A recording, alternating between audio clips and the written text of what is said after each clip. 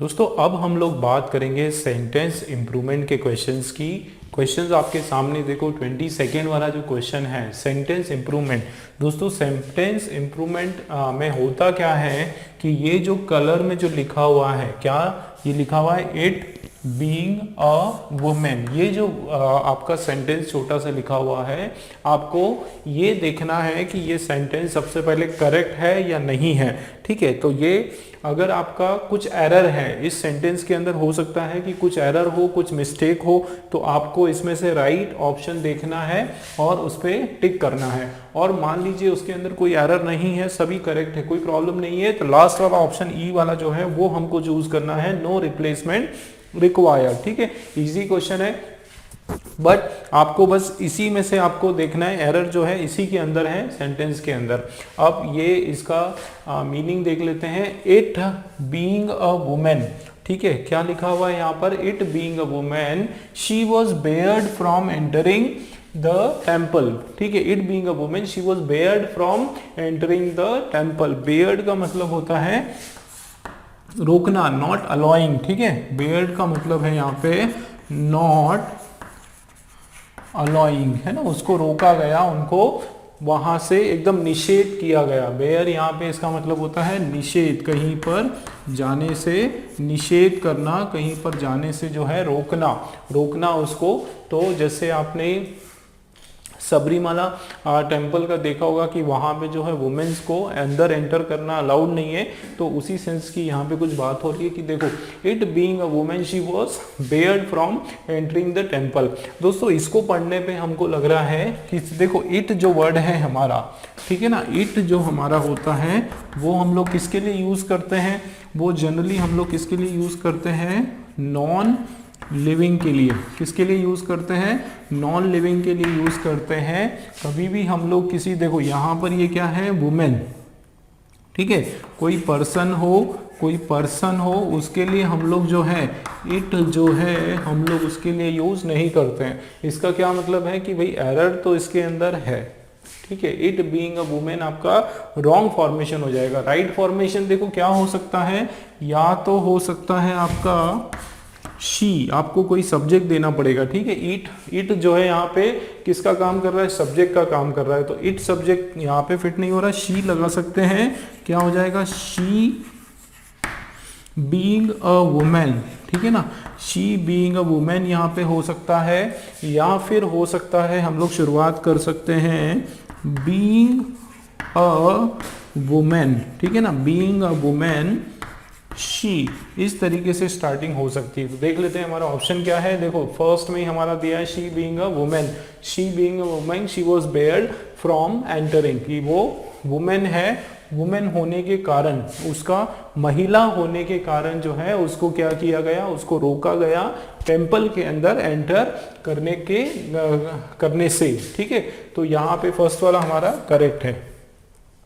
दूसरे देख लेते हैं हम लोग कि सेकंड वाला आप देखो, शी वॉज अ वुमेन। ठीक है, शी वॉज एंटरिंग, तो ये तो कोई सेंस में ही नहीं आ रहा है, पूरा वर्ड यहाँ पे चेंज हो रहा है, तो ये आपका नहीं होगा।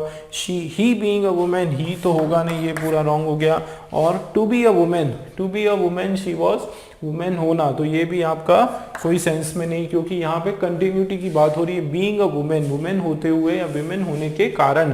ठीक है, नो रिप्लेसमेंट भी नहीं होगा, मतलब दोस्तों हमारा ए वाला जो है परफेक्ट हो गया।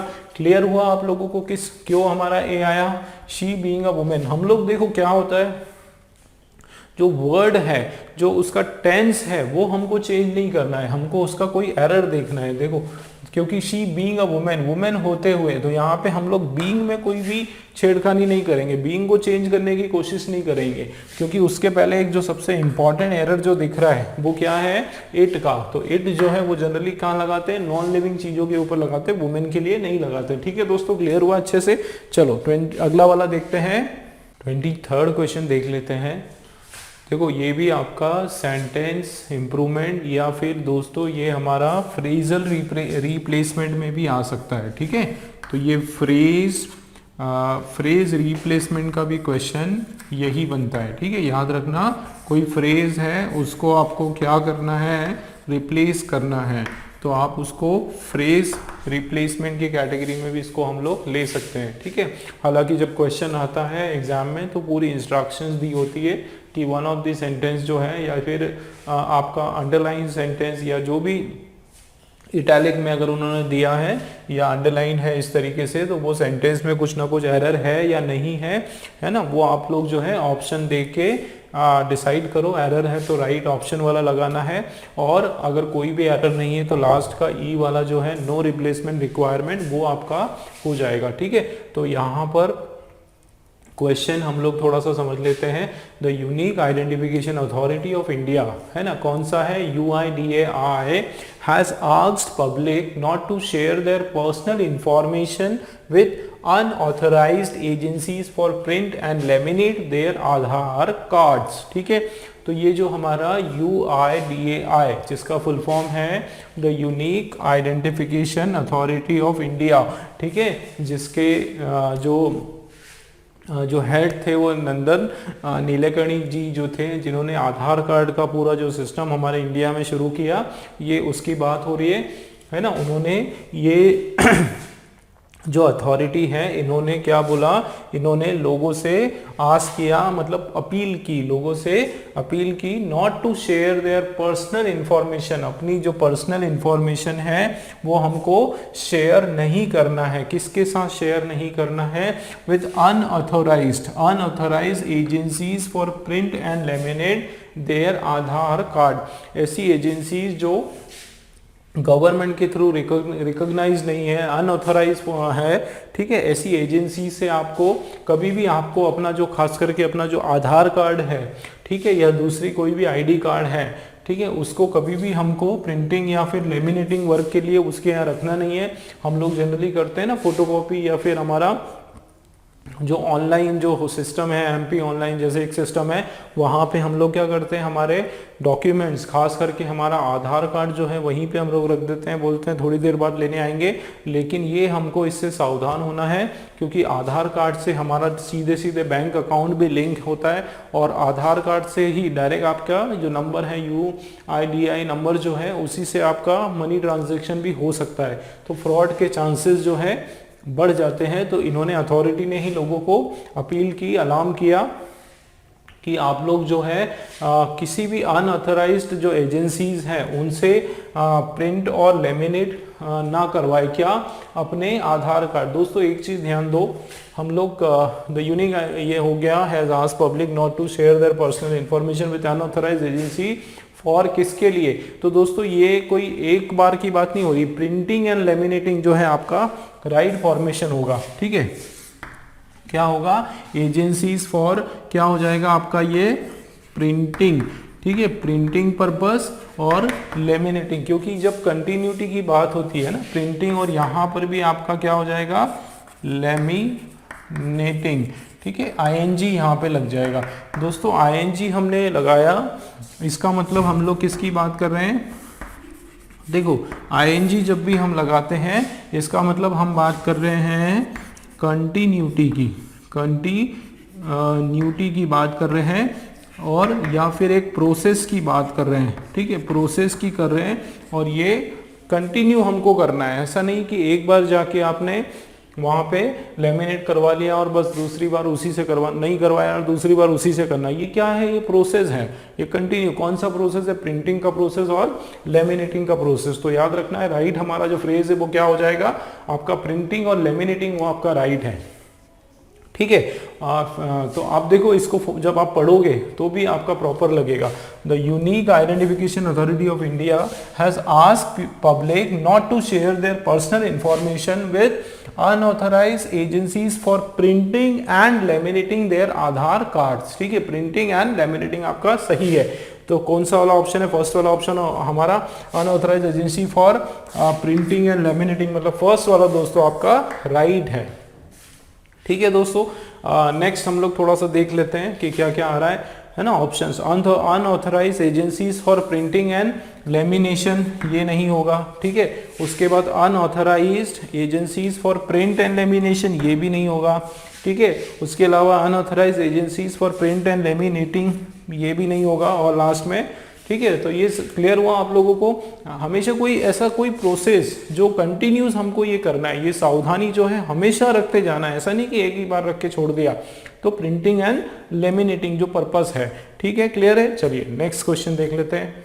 क्वेश्चन नंबर 24 देख लेते हैं हम लोग। क्वेश्चन नंबर 24 आपका है, ऑल थैंक्स टू गॉड क्या हो रहा है, all thanks to God the passengers bared escape the fatal disease. ठीक है, अब यहाँ पर क्या हो रहा है, ये आपका एक्सक्लेमेटरी सेंटेंस है। कौन सा सेंटेंस है, एक्सक्लेमेटरी आपका सेंटेंस है, क्योंकि यहाँ पे एक्सक्लेमेशन मार्क है। जब आप किसी को शुक्रिया कर रहे हो, थैंक यू बोल रहे हो, तो यहाँ पे all thanks to God exclamation हो गया हमारा।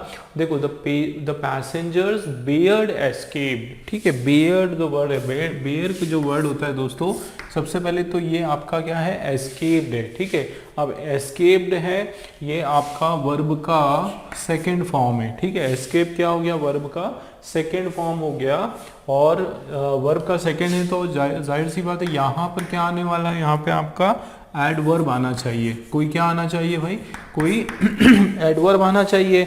आप इसको अगर देखोगे यहाँ पे क्या लिखा हुआ है, ये बेयर्ड जो है ये भी वर्ब का सेकेंड फॉर्म है, V2 है, तो ये V2 आपका रॉन्ग हो गया। मतलब यहाँ पे कोई ना कोई एडवर्ब आना चाहिए। देखो एडवर्ब की क्या पहचान होती है, एडवर्ब की पहचान होती है उसके बाद कौन सा सफिक्स आता है, ly का सफिक्स आता है।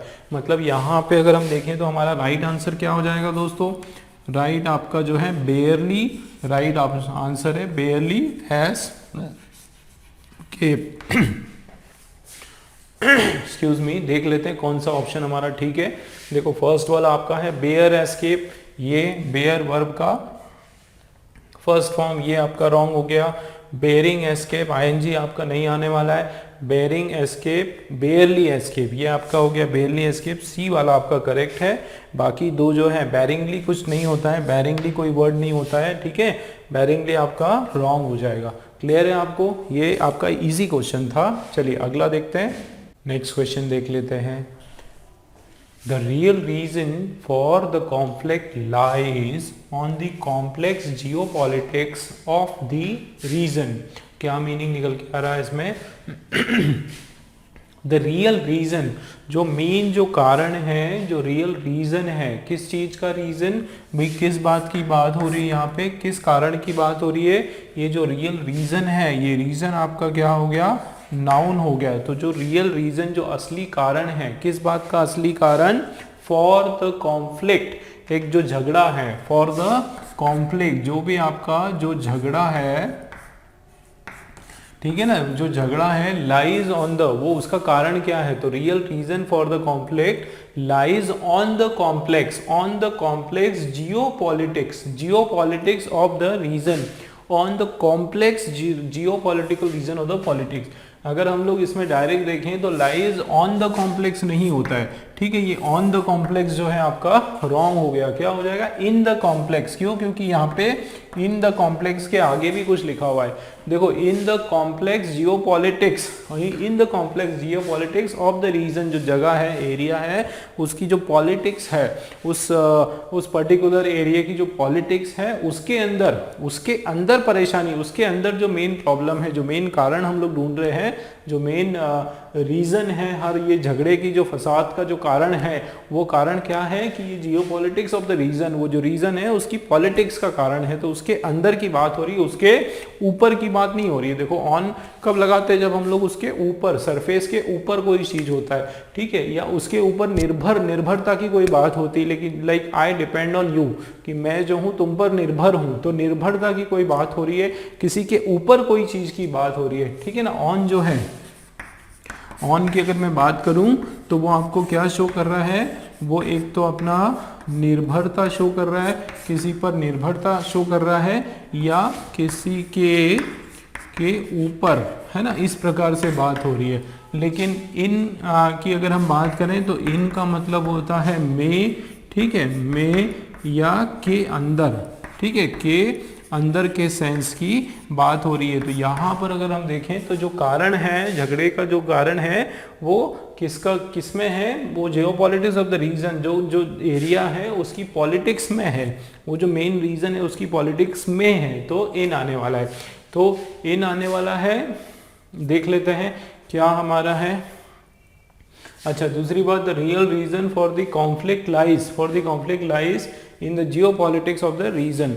चलिए देख लेते हैं। फर्स्ट हमारा क्या है, ऑफ। तो सबसे पहले तो ऑन का देखो, यहाँ पे ऑन का है, ये हमारा ऑन वाला तो होगा नहीं, ठीक है।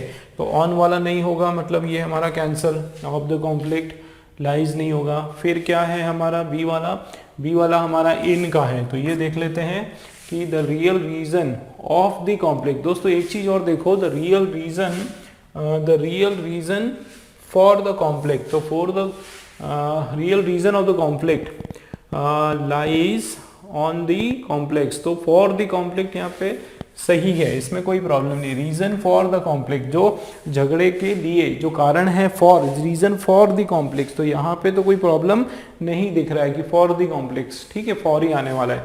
तो ऑफ द कॉम्प्लेक्स इधर नहीं आएगा, रीजन ऑफ द कॉम्प्लेक्स यहाँ पर नहीं आएगा, ठीक है। इन बराबर है लेकिन ये नहीं आएगा। यहाँ देख लेते हैं, reason for the conflict lies in the complex. C वाला आपका राइट आंसर है, क्योंकि इधर एट द कॉन्फ्लिक्टेड लाई, ये सब भी नहीं आएगा, एट नहीं आएगा, ठीक है। तो क्लियर हुआ दोस्तों, क्या है हमारा right answer, for the conflict lies in the complex geopolitics of the region. This is the right answer. चलिए नेक्स्ट क्वेश्चन देखते हैं। नेक्स्ट क्वेश्चन आप लोगों के सामने है, देखो question number 26। In the last 60 years many people have changed their preference of farming to manufacturing। तो ये आपके 5 इसके अंदर ऑप्शन है। दोस्तों एक चीज मैं आप लोगों को बताना चाहूंगा कि ये ऑप्शंस से पहले ही आप लोग कोशिश किया करो कि एरर निकालने का, ठीक है। ऑप्शंस देखने से पहले ही आप ट्राई किया करो कि क्या इसके अंदर एरर आ सकता है, ठीक है। तो सेंटेंस के मीनिंग के हिसाब से आप देखो, सीधा ऑप्शन पर मत जाया करो, क्योंकि अगर ऑप्शन पे आप गए, ठीक है, अगर डायरेक्ट आप ऑप्शन के ऊपर गए तो आप कंफ्यूज हो जाओगे, ठीक है। पहले ऑप्शन पे नहीं जाना, पहले आप अपने हिसाब से एक माइंडसेट बना लो कि यार ये होना चाहिए या ये पर्टिकुलर एरर होना चाहिए, उसके बाद आप लोग ऑप्शन के ऊपर जाओ। देखो क्या लिखा है, इन द लास्ट 60 ईयर, पिछले 60 ईयर्स की, पिछले 60 सालों में, ठीक है, पिछले 60 सालों में क्या हुआ, मेनी पीपल, बहुत से लोग जो है उन्होंने क्या कर दिया, चेंज्ड, अपना चेंज कर दिया, क्या, देयर प्रेफरेंस, उन्होंने अपनी प्रेफरेंस का मतलब होता है अपनी पसंद या नापसंद, ठीक है, वो उन्होंने अपनी चॉइस जो है वो उन्होंने क्या कर दी, चेंज कर दी। अब अपनी जो चॉइस है वो उन्होंने चेंज कर the of farming to manufacturing. तो देखो फार्मिंग हो गया, फार्मिंग से मैन्युफैक्चरिंग में बदल दिया उन्होंने अपनी प्रेफरेंस जो है। 60 सालों में ऐसा देखा गया कि बहुत से लोगों ने जो है अपनी चॉइस या अपनी प्रेफरेंस फार्मिंग से क्या कर दिया, मैन्युफैक्चरिंग में चेंज कर दी। मतलब फ्रॉम आने वाला है, क्यों आने वाला है फ्रॉम, क्योंकि देखो ये जो फ्रॉम है, अगर मैं यहाँ पे लिखूं फ्रॉम फार्मिंग टू मैन्युफैक्चरिंग, यहाँ पे मैं बोल रहा हूँ, ठीक है, क्या बोल रहा हूँ, टू मैन्युफैक्चरिंग, ठीक है। इसका क्या मतलब है कि फार्मिंग से मैन्युफैक्चरिंग, फाइनिंग कन्वर्ट किया ना भाई, कहीं से किया, किसी से शिफ्ट किया, किसी एक सब्जेक्ट या एक टॉपिक से दूसरे टॉपिक में शिफ्ट किया, एक प्रोफेशन से दूसरे प्रोफेशन में शिफ्ट किया। इन कंडीशंस में क्या आने वाला है, फ्रॉम आने वाला है। तो ये आपका क्या दिख रहा है हमको, ऑफ नहीं आएगा, यहाँ पे फ्रॉम आएगा।